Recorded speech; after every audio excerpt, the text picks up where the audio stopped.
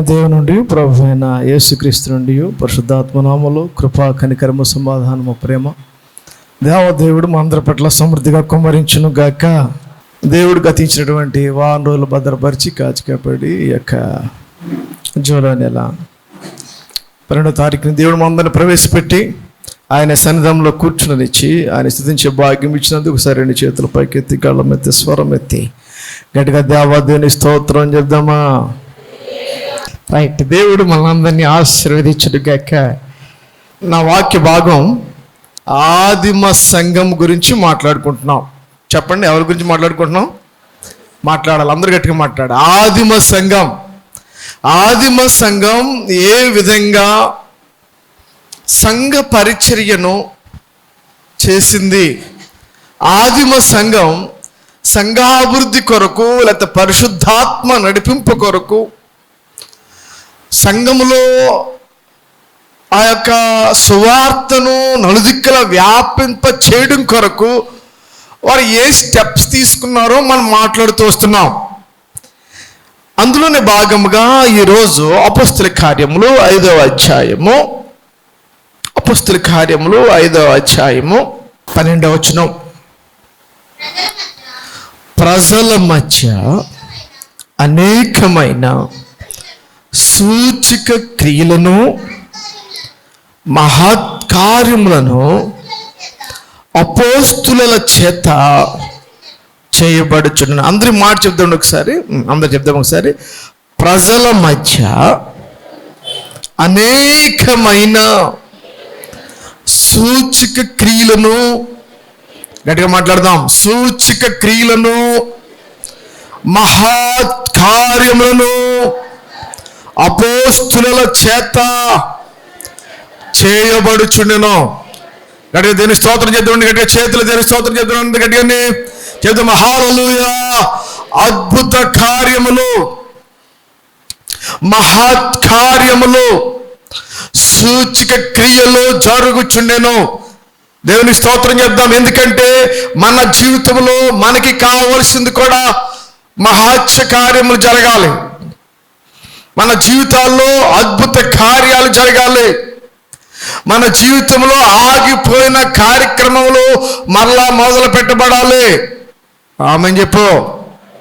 ఆగిపోయిన నీ కార్యక్రమాలు ఏమైతే ఉన్నాయో తిరిగి ప్రారంభించబడునుగాక. ముయ్యబడిన చెరసాల తలుపులు తెరవబడునుగాక. బలహీనులు బలపరచబడుదురుగాక. బలహీనులు ఆత్మతో నింపబడుదురుగాక. సాతాను శక్తులు పారద్రోలబడునుగాక. గట్టిగా చేతులతో చప్పలు కొట్టి దేవుని స్తోత్రం చేద్దాం. చెప్పు, గట్టిగా చప్పలు కొట్టి దేవుని స్తోత్రం చెప్పు. హల్లెలూయా.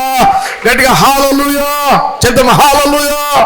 ఓ ప్రియమైన దేవుని జనాంగమా, అపోస్తుల యొక్క సంఘములో లేకపోతే ఆదిమ సంఘములో యేసు ప్రభు గారు ఉన్నప్పుడు జరగడం వేరు, యేసు ప్రభు గారు శిష్యులతో ఉన్నప్పుడు, యేసు ప్రభు గారు శిష్యులతో ఉన్నప్పుడు మహత్కార్యాలు, ఆశ్చర్యకార్యాలు, అద్భుతాలు, ఓకే రైట్. యేసు ప్రభు గారు కూడా ఉన్నప్పుడు ఆయన చేశాడు. ఆయన కుంటి వారిని లేవనెత్తాడు, గుడ్డి వారిని చూపించాడు, కుష్టు వ్యాధులను బాగు చేశాడు, ఓచ చేయగల వారిని బాగు చేశాడు, చనిపోయిన వారిని సహితము ఆయన పైకి లేవదీశాడు. దేవుని స్తోత్రం చెప్దాం. అవి అన్నీ అంటే యేసు ప్రభు గారు వారితో ఉన్నప్పుడు మాత్రమే అని అనుకుంటున్నారేమో. ఓ ప్రియమైన దేవుని జనాంగమా, యేసు ప్రభు గారు చనిపోయారు, తిరిగి లేచారు, వెళ్ళిపోయారు.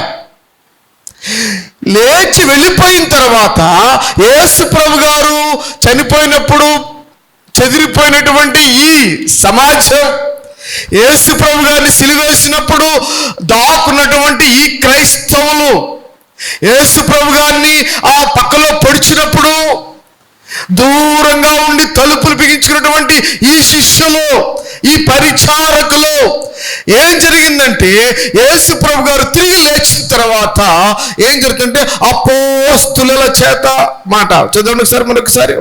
ఎవరి చేత మాట్లాడాలి? ఎవరి చేత? అపోస్తులు ఎంతమంది అండి? చెప్పాను, సంఘములో ఒక శిష్యుడు యోధా గారు తప్పిపోతే ఆ లోటుని సంఘంలో పూడ్చబడింది. దేవుని స్తోత్రం. యేసు ప్రభు గారు తిరిగి లేచిన తర్వాత ఈ అపోస్తులు, పారిపోయిన అపోస్తులు, భయపడినటువంటి అపోస్తులు, దాక్కున్నటువంటి అపోస్తులు, బయటికి రాని అపోస్తులు, సువార్త చేయని అపోస్తులు, వీళ్ళంతా కూడా ఏం చేశారంటే ఇప్పుడంట వాళ్ళ చేత ఏం జరుగుతుందంటే ప్రజల మధ్య, ఎవరి మధ్య చెప్తామని, ఎవరి మధ్య? ప్రజల మధ్య అనేకమైన సూచక క్రియను, మహాకార్యములను అపోస్తుల చేత చేయబడుచుండెను. అపోస్తుల చేత చేయబడుతున్నాయటమ్మా, అందరి చేత మహత్య కార్యాలు. ఎందుకంటే వాళ్ళు దేవుని చేత ఒక వాగ్దానాన్ని పొందారు. దేవునికి స్తోత్రం చెప్దాం, చెప్పాలి హల్లెలూయా. దేవుని చేత వాగ్దానం పొందారు. ఏంటి? మార్కు సువార్త చివరి అధ్యాయము చూడండి ఒకసారి. మార్కు సువార్త 16వ అధ్యాయము. ఏ వాగ్దానం పొందారు వాళ్ళు? దేవుడు చేసిన వాగ్దానం మన పట్ల ఏది నెరవేరకుండా ఉండదండి, అంతా నెరవేర్చబడుతుంది. 16వ అధ్యాయము చివరి వచనాలు చూద్దామండి ఒకసారి. 17 వచనం. నమ్మిన వారి వలన ఈ సూచక్రియలు కనబడును. ఏమనగా నా నామమున దయ్యములను వెళ్ళగొట్టుదురు, క్రొత్త భాషలు మాట్లాడుదురు, పాములను ఎత్తి పట్టుకుందరు, మరణకరమైనది ఏది త్రాగినను అది వారికి హాని చేయదు, రోగుల మీద చేతులుంచినప్పుడు వారు స్వస్థత నొందుదురు. దేవుని స్తోత్రం చెప్దాం, గడే చెప్పాలి హల్లెలూయా. ఓ ప్రియమైన దేవుని జనగమా, ఈ ఆదివార కాలపు ఆరాధనకు వచ్చిన ప్రియ మిత్రుడా, ప్రియ స్నేహితుడా, సహోదరి, తల్లి, తండ్రి, దేవుడు అద్భుతకరుడు. దేవుడు నీ జీవితంలో ఆశ్చర్యకార్యము జరిగించేవాడు. దేవుడు నీ యొక్క జీవితంలో అద్భుత కార్యాలు చేసేవాడు. దేవుడి యొక్క జీవితంలో మహత్య కార్యములు చేయవాడు. దేవుడి అద్భుతంలో ఆగిపోయి నీ పని తిరిగి మరలా స్టార్ట్ చేయగలిగిన దేవుడు. గట్టిగా దేవుని స్తోత్రం చెప్దామండి.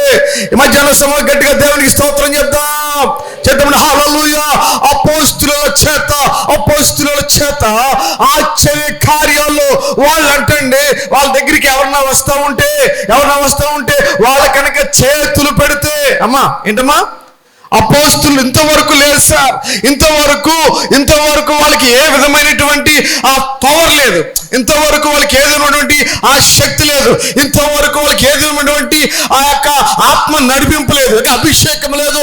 కానీ ఎప్పుడైతే వీళ్ళు ఏం జరిగిందంటే వీళ్ళు అపోస్తులు ఎవరి మీద చేతులు ఉంచుతున్నారో వాళ్ళంతా స్వస్థపరచబడుతున్నారంటమ్మా. స్తోత్రం చెప్దాం. దేవుడు ఇప్పుడు ఇచ్చాడండి, మనకి కూడా ఇచ్చాడు.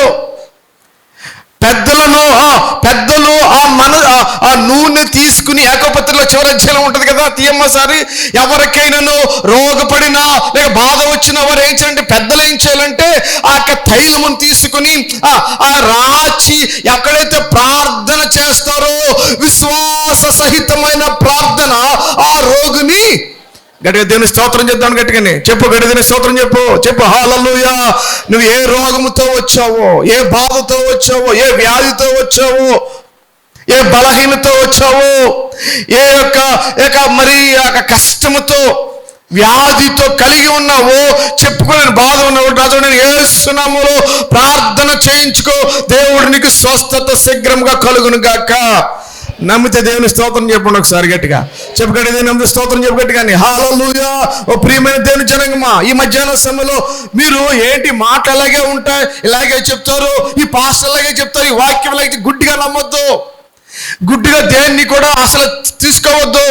నీకున్న వ్యాధి, నీకున్న బాధ, లేకపోతే నీకున్న సమస్య, నీకున్న ఏదైనప్పటికీ యేసు ప్రభు నామమున ప్రతిదీ తీర్చబడును గాక.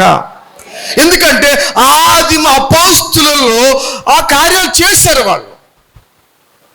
ఆ కార్యాలు వాళ్ళు అనుభవించారు. యేసుప్రభు తిరిగి లేచి వెళ్ళిపోయిన తర్వాత కూడా అనుభవించారు. ఎందుకు అంటే వాళ్ళు ఒక లక్షణాన్ని కలిగి ఉన్నారు. దేవునికి స్తోత్రం చెప్దాం. వాళ్ళకున్న ఒక ప్రత్యేకమైన లక్షణం నేను కొన్ని పోయిన ఆదివారం గుర్తు చేస్తాను. అదే నా ప్రసంగంలో ఇప్పుడు మరొకసారి గుర్తు చేస్తాను. అపోస్తుల కార్యములో చేద్దాం. వాళ్ళు చేసినటువంటి మహత్య కార్యం, వారు కలిగి ఉన్నది ఏమిటి? ఆ అపోస్తులకి ఎంత ఆశ్చర్య కార్యాలు, అద్భుత కార్యాలు, మహత్య కార్యాలు జరగబడడానికి గల కారణం ఏమిటంటే వాళ్ళతో కాదండి, సంఘం అంతా కలిసి చేస్తున్నారు. ముందు అధ్యాయంకి వెళ్దాం. ముందు అధ్యాయంకి వెళ్ళి 32వ వచనం, 4వ అధ్యాయం 32వ వచనం, 4వ అధ్యాయము అపోస్తుల కార్యములు 4వ అధ్యాయం 32వ వచనం. విశ్వసించిన వారందరూ ఏక హృదయమును ఏకాత్మయు గలవారై ఉండిరి. ఎవడును చాలమ్మా, విశ్వసించిన వారందరూ చెప్తామండి. విశ్వసించిన వారందరూ ఏం కలిగి ఉన్నారు? మాట్లాడాలి. ఏం కలిగి ఉన్నారు?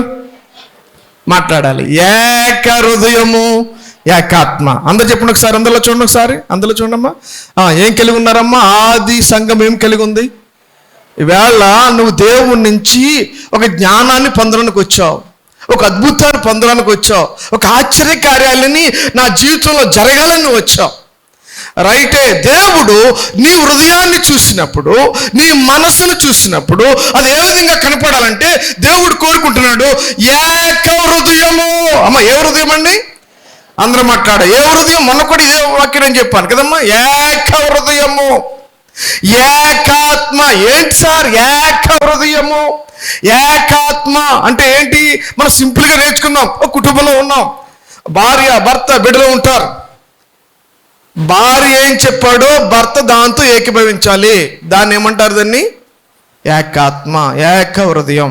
తండ్రి ఏం చెప్పాడో బిడ్డలు దాన్ని చెయ్యాలి. అది ఏకాత్మ, ఏక హృదయం. బిడ్డలు ఏం చెప్తున్నారో తల్లిదండ్రులు వినాలి. అది ఏకాత్మ, అది ఏక హృదయం. గట్టి దేవుని స్తోత్రం చెప్తాను ఒకసారి. నీ కుటుంబంలో ఓ తండ్రి, ఓ సహోదరుడా, ఓ తల్లి, ఓ సహోదరి, మన కుటుంబాలు ఆశీర్వదించబడాలి అంటే, మన కుటుంబాలు ఆశీర్వాదకరంగా మార్చబడాలి అంటే, మన కుటుంబాలు నెమ్మదితో ఉండాలి అంటే, మన కుటుంబాలు సమస్యలు లేకుండా ముందుకి ప్రయాణము చేయాలి అంటే కనుక కలిగి ఉండవలసిన మొట్టమొదటి లక్షణం ఏంటంటే ఏక మనసు దేవుడు అనుగ్రహించునుగాక. ఆమేన్ చెప్పండి ఒకసారి. ఆమేన్. కలిగి ఉన్నావా? ఏక మనస్సు. నీ తల్లితో నీకు ఏక మనసు ఉందా? నీ తండ్రితో నీకు ఏక మనసు కలిగి ఉన్నావా? నీ భార్యతో నువ్వు ఏక మనసు కలిగి ఉన్నావా? తెలుసుకోండి ఒకసారి. ఎక్కడో మిస్ అవుతుంది, ఈ కనెక్షన్ ఎక్కడో మిస్ అవుతుంది. మన యొక్క కుటుంబాల్లో ఈ బిడ్డలకి తల్లిదండ్రులకి మధ్య కనెక్షన్ ఎక్కడో మిస్ అవుతుంది. భార్యకి భర్తకి మధ్య ఎక్కడో ఈ కనెక్షన్ మిస్ అవుతుంది. దేవుడు కోరుకుంటున్నాడు నీ హృదయాన్ని చూసినప్పుడు, నీ మనసును చూసినప్పుడు, నీ తలంపును చూసినప్పుడు. ఆయన అంటున్నాడు, యెహెజ్కేలు గ్రంథం తీయండి ఒకసారి. మనకు తెలుసు కదా, యెహెజ్కేలు 11:19 అనుకుంటా. తీయండి ఒకసారి. మీలో నేను ఏ హృదయాన్ని తీసేసి రాతి గుండెను, అమ్మా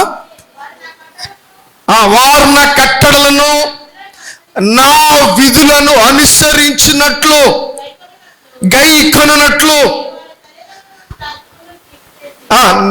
వారి శరీరం నుండి ఏం తీసేస్తాను నేను? రాతి గుండెను తీసివేసి. అంటే గుండె రాతిగా ఉంటుందా? రాతి గుండెను తీసివేసి ఏం చేస్తాను? వారికి మాంసపు గుండెను ఇచ్చి. అమ్మ ఏం కలిగి చేస్తాడంటమ్మా? అందరూ మాట్లాడాలి. ఏ మనసు? గట్టిగా మాట్లాడ. ఏ మనసు? ఏక మనసు. గట్టిగా చెప్తామండి. అందరూ చెప్తాం. ఏక మనసు మాట్లాడాలి. ఏక మనసు, ఏక మనసు కలిగి ఉంచుతాను నేను. అంతేకాదు, వారికి ఎప్పుడైతే ఏక మనసు ఉంటుందో నూతన ఆత్మను వారికి అనుగ్రహిస్తాను. చదవమ్మ కింద ఉంటుంది. Very good. వారి యందు నూతన ఆత్మను పుట్టింతును. స్తోత్రం చెప్దాం ఒకసారి. స్తోత్రం చెప్పండి ఒకసారి. నూతన ఆత్మ ప్రభువా నాకు దయచేయి నాయనా. ఏక మనసు నాకు అనుగ్రహించు నాయనా.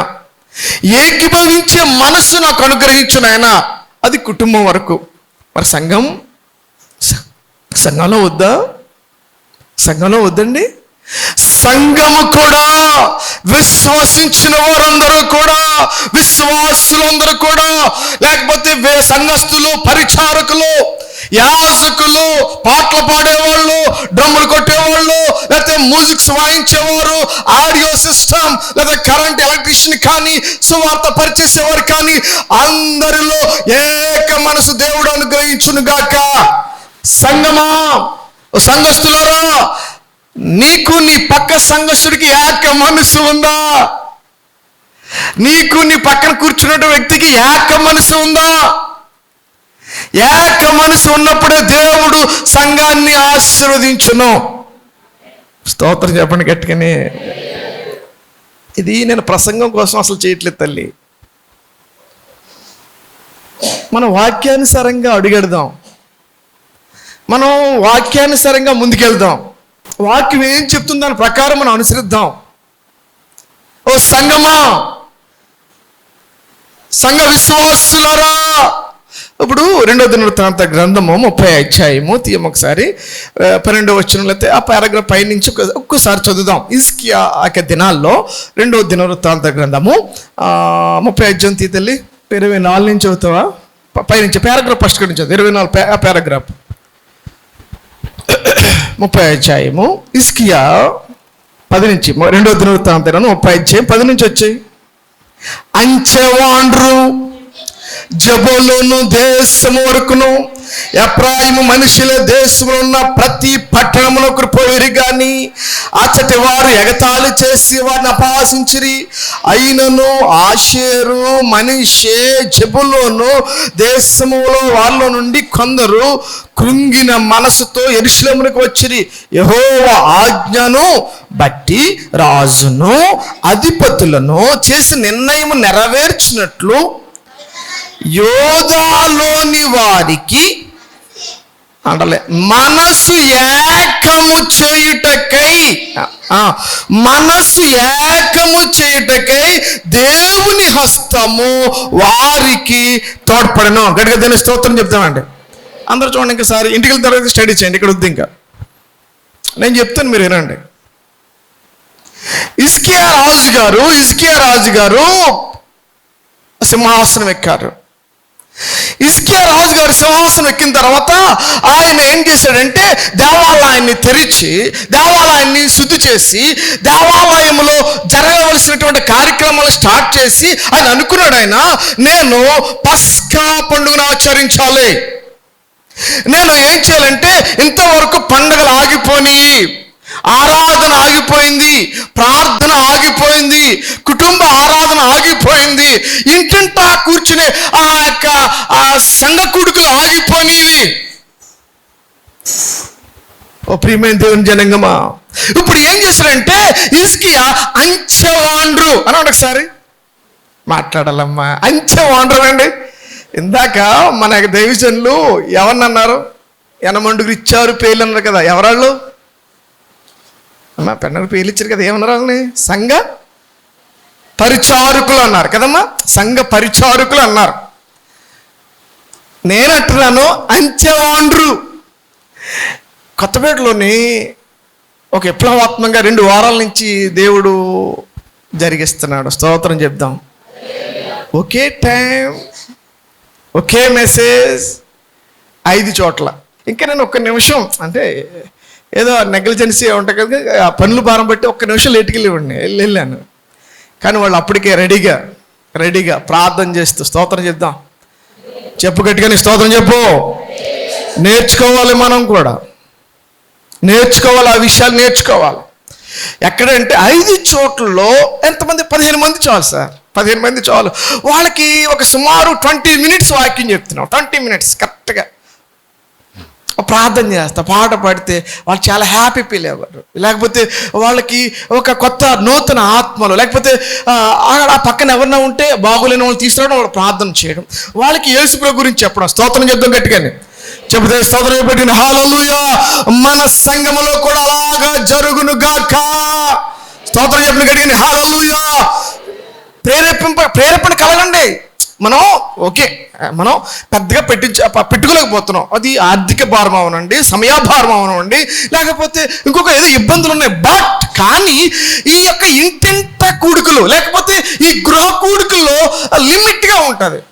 ఇంకో కండిషన్ కూడా ఉంది, మీకు తెలుసో తెలీదు. ఒక కండిషన్ ఏంటి తెలుసా? కానుక తీసుకోబడదు, పలహారము ఇవ్వబడదు. స్తోత్రం చెప్పండి ఒకసారి. రెండు కండిషన్స్ ఉంటాయి సార్ అక్కడ.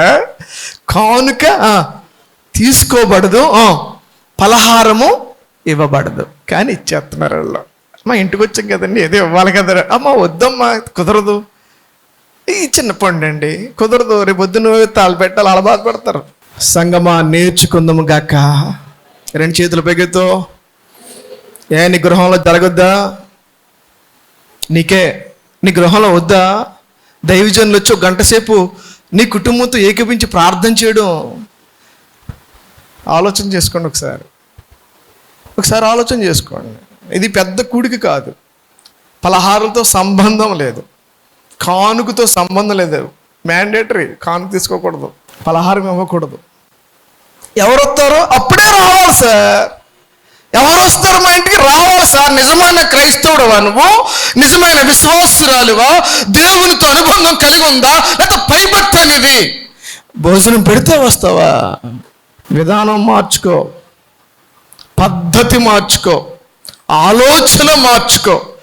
దేవుని స్తుతించడానికి కృతజ్ఞత కూడికి పెట్టినట్టు పెట్టుకుంటారండి. తప్పేం కాదు సార్, అది తప్పు కదండి. అది పెట్టడం అసలు తప్పేమీ కాదు. నేను తప్పని అన్నో, వాళ్ళు దేవుడు కార్యం చేశారు, వాళ్ళు పెట్టుకుంటారు, అది తప్పేం కాదు సార్.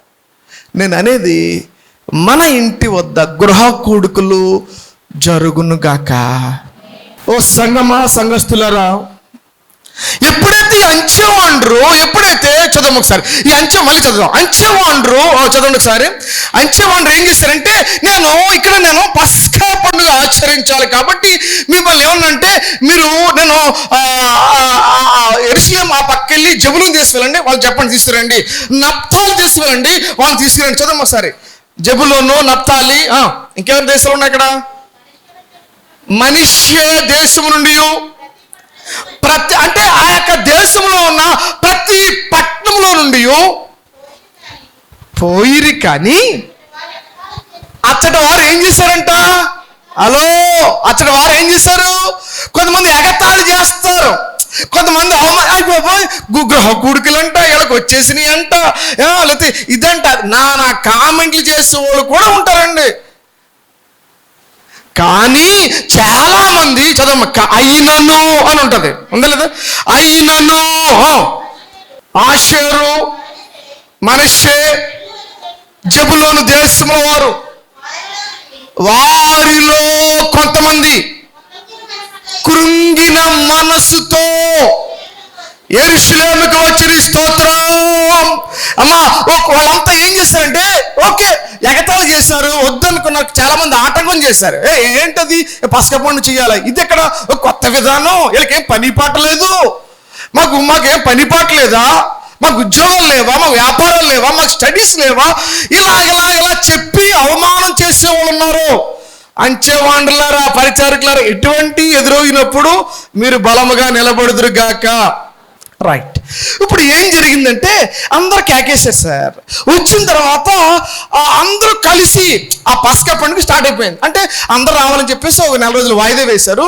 వాయిదా వేసిన తర్వాత హిజ్కియా రాజు గారు ఈ పండుగని ఆచరించారండి. ఇలాగ ఆచరించి స్టార్ట్ అయిన తర్వాత పండుగని ప్రారంభం చేసిన తర్వాత కొంతమంది ఏం జరిగిందంటే, ఆ పండుగలో ఇంటికి అందరూ చదువుకున్న పండుగలో కొంతమంది అపవిత్రత్వం, అంటే మనస్సు లేకుండా, లేకపోతే వేరే మనస్సుతోటి, ఏక మనస్సు లేకుండా, ఏక హృదయం లేకుండా ఆ పండగని ఆచరించేశారు. వాళ్ళు బలవంతాన్ని వచ్చేసి, లేకపోతే ఆ వ్యతిరేక స్వభావంతో వచ్చి ఆచరించినప్పుడు హిజ్కియా గారు ప్రార్థన చేస్తారు. చదవమ్మ కింద. హిజ్కియా గారు ఒక ప్రార్థన చేస్తారు. ఏ ప్రార్థన అది? హిజ్కియా గారు చేసిన ప్రార్థన చదవమ్మా. యెహోవా ఆజ్ఞను బట్టి రాజులను, అధిపతులను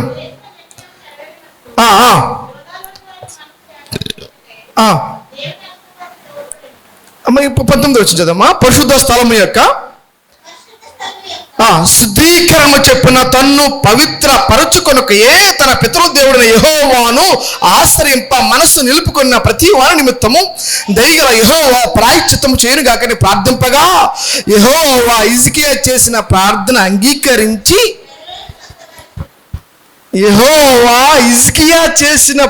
అంగీకరించి ఏం చేశాను? స్వస్థపరచెను. స్తోత్రం.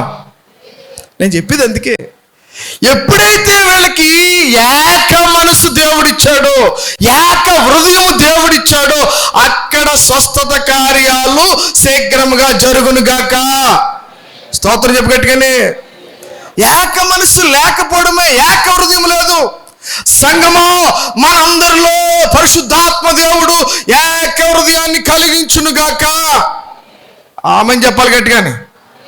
ఒక ఆయన అంటాడు, చర్చిలో ఏకహృదయం అంటే ఒకళ్ళు రొమ్ము కొడితే ఒకళ్ళు పాట పాడాలి, ఒకళ్ళు ప్రార్థన చేస్తే ఒకళ్ళు వాక్యం చెప్పాలి, ఒకళ్ళు కుర్చీలు వేస్తే ఒక మంది తీసుకుని రావాలి,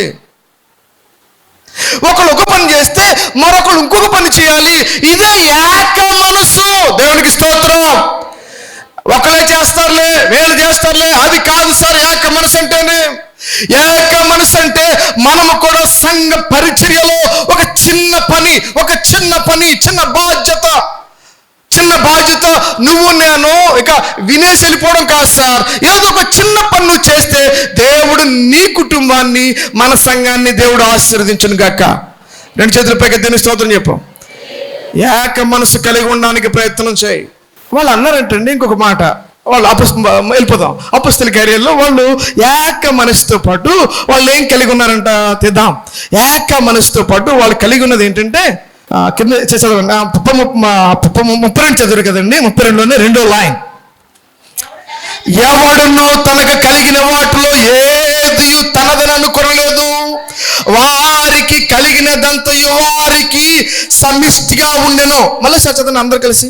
ఎవడును, మాట్లాడిన సార్, ఎవడును తనకు కలిగిన వాటిలో ఏదియు తనదని అనుకొనలేదు, వారికి కలిగినదంతయు వారికి ఎలాగుండెను చెప్పాలి. ఎలాగుండెను? సమిష్టి. స్తోత్రం చెప్పండి ఒకసారి.